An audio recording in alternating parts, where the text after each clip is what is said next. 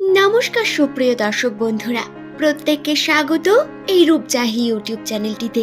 আশা করব ঈশ্বরের কৃপায় আপনারা প্রত্যেকেই ভালো আছেন, সুস্থ আছেন। আজকের আমার এই ভিডিওতে আমি আপনাদের সঙ্গে আলোচনা করব, নামের প্রথম অক্ষর যদি এস দিয়ে শুরু হয়ে থাকে তাহলে অবশ্যই সন্ধ্যার পরবর্তী সময়ে এই কার্যগুলি থেকে বিরত থাকুন, নচেত আপনার জীবনে ঘোর অন্ধকার বা বিভিন্ন নেগেটিভ শক্তির প্রভাব নেমে আসবে। সুপ্রিয় দর্শক বন্ধুরা, আজ আমি এই ভিডিওতে এমন কয়েকটি কার্যের কথা বলবো, যেই কার্য যদি আপনি সন্ধ্যার পরে কখনো করে ফেলেন তাহলে আপনার জীবনে বিপদ নেমে আসতে পারে। বিশেষত এই মার্চ মাস চলাকালীন এই নিয়মটি অবশ্যই পালন করতে হবে, কারণ মার্চ মাসের 12 তারিখ থেকে পবিত্র চাঁদের উৎপন্ন হচ্ছে, যেই কারণে আপনাদের গৃহে পজিটিভ এনার্জি উৎপন্ন হবে। কিন্তু যদি এই কার্য করে ফেলেন তাহলে কিন্তু আপনার গৃহের মধ্যে পজিটিভ এনার্জি তো থাকবেই না, বরং বিভিন্ন দিক থেকে আপনার অবনতি এবং আর্থিক সংকটের বিভিন্ন সম্ভাবনা দেখে থাকবেন। সুপ্রিয় দর্শক বন্ধুরা, আমাদের আশেপাশে পরিচিতদের মধ্যেই আমরা এস নামের মানুষদের সমাগম লক্ষ্য করে থাকি। সুতরাং আপনার যদি কোনো চেনা পরিচিতের নাম এস দিয়ে হয়ে থাকে তাকে এই ভিডিওটি অবশ্যই শেয়ার করে দিন, যাতে তিনিও এই ব্যাপারে সম্পূর্ণ তথ্য নিতে পারেন। এবং যদি আপনার নাম এস দিয়ে হয়ে থাকে বা আপনার কোনো প্রিয়জনের নাম যদি এস লেটার দিয়ে শুরু হয়ে থাকে তাহলে অবশ্যই ভিডিওটি শেষ পর্যন্ত দেখুন এবং জেনে নিন সম্পূর্ণ তথ্যটি।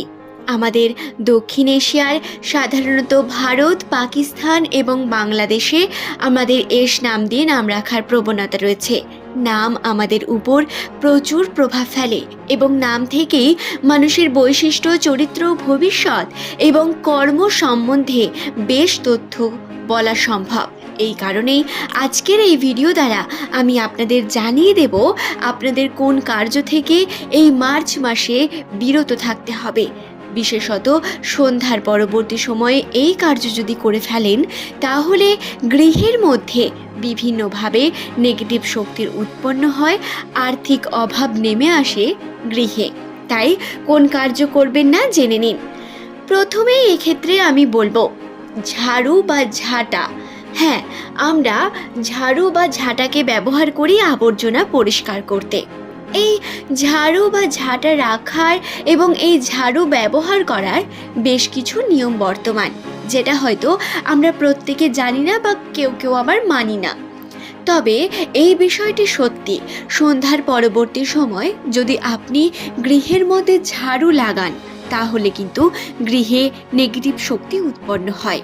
হ্যাঁ বন্ধুরা, ব্যাপারটা একটু অদ্ভুত মনে হলেও বর্তমান সময়ে কিন্তু এটা সত্য এবং প্রমাণিত একটি বিষয়।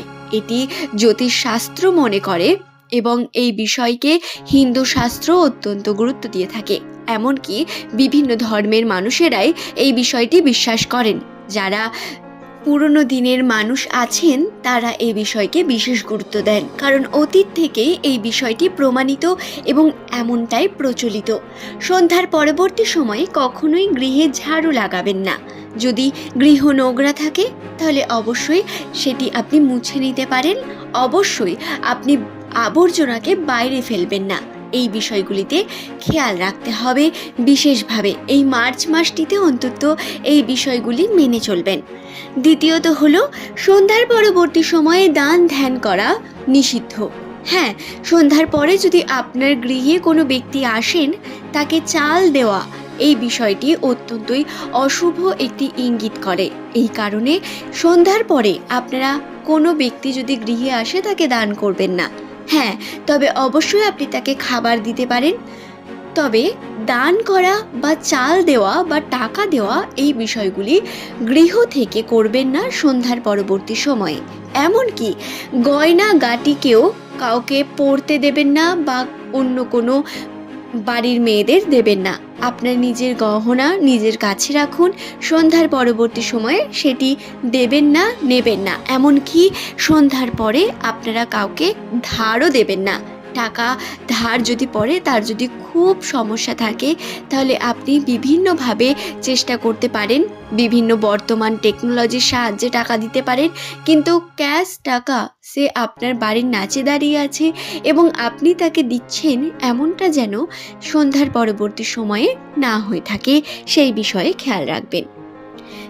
এবং এরপরে যে বিষয়টি বলবো সেটি হলো সমালোচনার মতো খারাপ কথা।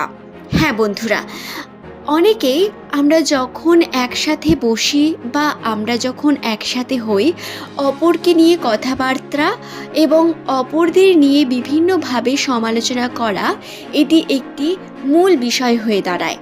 কিন্তু সন্ধ্যার পরবর্তী সময়ে এমন করলে কি হয় জানেন? এতে আপনার উপর খারাপ শক্তি বা নেগেটিভ প্রভাব পড়ে, আপনার নিজের মধ্যে পড়ে, আপনার গৃহের মধ্যেও পড়ে, এবং এর ফলে আপনার গৃহে আর্থিক অভাব এবং অর্থের যে কষ্ট বা সংকট, তা সাধারণত বৃদ্ধি পায়। আপনার গৃহের মধ্যে নেগেটিভ শক্তি উৎপন্ন হয় এবং বিভিন্নভাবে আপনি কিন্তু খারাপ দিকে যেতে থাকেন।